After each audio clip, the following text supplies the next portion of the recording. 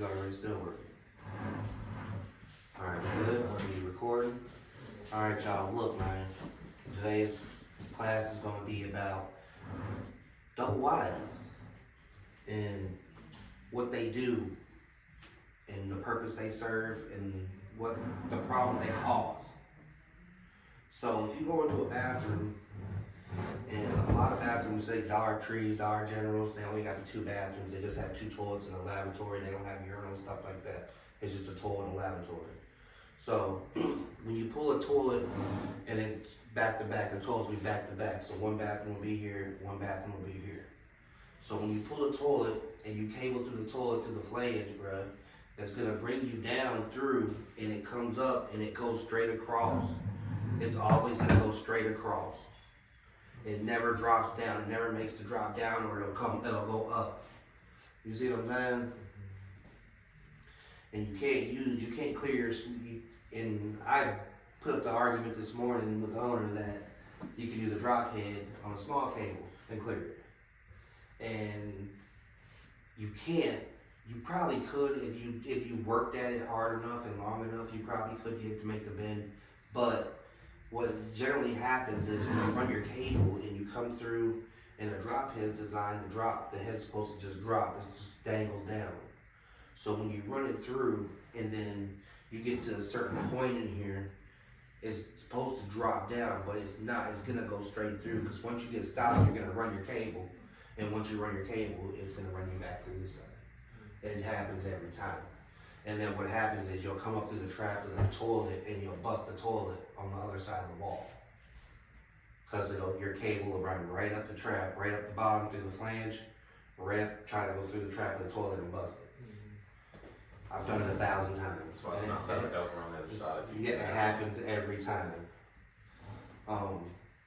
So these really, you run a big cable and you can clear them.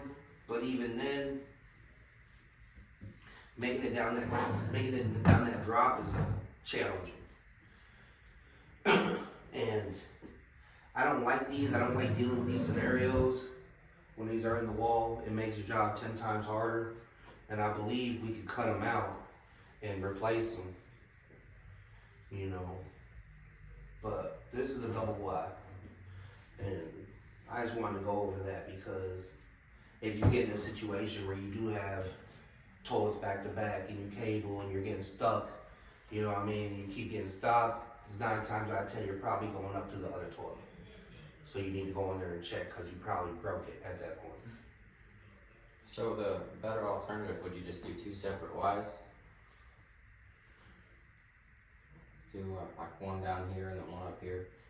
I've never ran into an issue where a double Y has given me an issue. I've always run an issue where it's a T. You're going straight shot to the next toilet, and it's you're shooting this. You're never gonna hit this ever. You run into the T's with urinals. You know what I mean? I've been running to them like those are like T's. Family Dollars and stuff.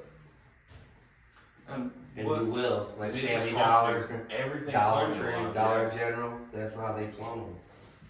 And you'll never get a good flush on either toilet.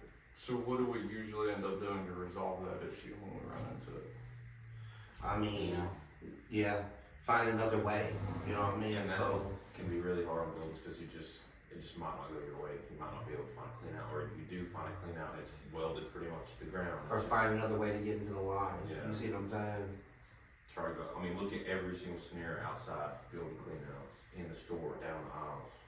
Go up from the manhole. Troubleshoot. Find somewhere to run. Because there are Preferably probably a clean out. You need to find another route. Because we might have went through that same building before, though, and it just might not be on the notes or something. Yeah. And then the very unlikely event that you literally don't have anywhere else to do it from, I guess let's cross that bridge when we get there kind of scenario. Yeah. Yeah. Add a clean out. If there was no clean outs, add one. I had one. Okay. Fair enough. I mean, it wouldn't be up to code if there's literally no other way to get to the clog. But yeah, you guys get the general gist of what I'm saying. Yeah. You know what I mean? You get something like this in the wall, let's find a new route to clear the line.